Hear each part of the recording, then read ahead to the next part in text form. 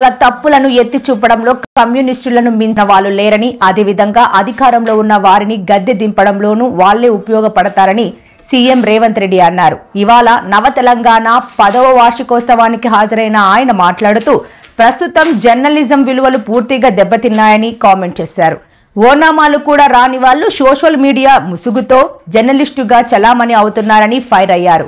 అలాంటి వారిని సీనియర్లు జర్నలిస్టులు పక్కన పెట్టాలని, కనీసం పక్కన కూడా కూర్చోబెట్టుకోవద్దని అన్నారు.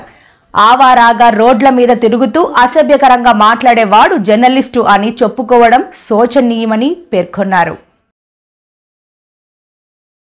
కాకపోతే నా వరకు నేను కమ్యూనిస్టు సోదరులను ఉప్పుతో పోలుస్తా.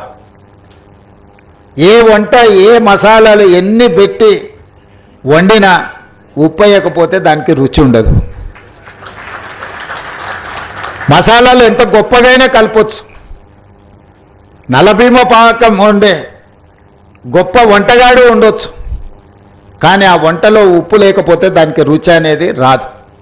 ప్రజా సమస్యల మీద కూడా ఎర్రజెండా కనిపించినప్పుడే ప్రజా సమస్యల్ని పరిష్కరించడానికి ప్రజలకు ఒక విశ్వాసం. అది మేము ఎన్ని చెప్పినా వీళ్ళు అధికారంలోకి రావడానికి ఆలోచన చేసి చెప్తున్నట్టు ఉన్నారని అనుకుంటారు.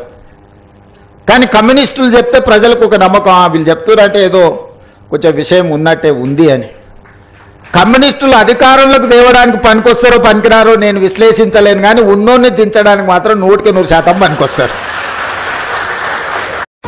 నాకైతే పాత్రికేయ మిత్రులకు నేను విజ్ఞప్తి చేస్తున్నా, మీరు డిఫరెన్షియేట్ చేయండి, వాళ్ళని వేరుగా కూర్చోబెట్టండి.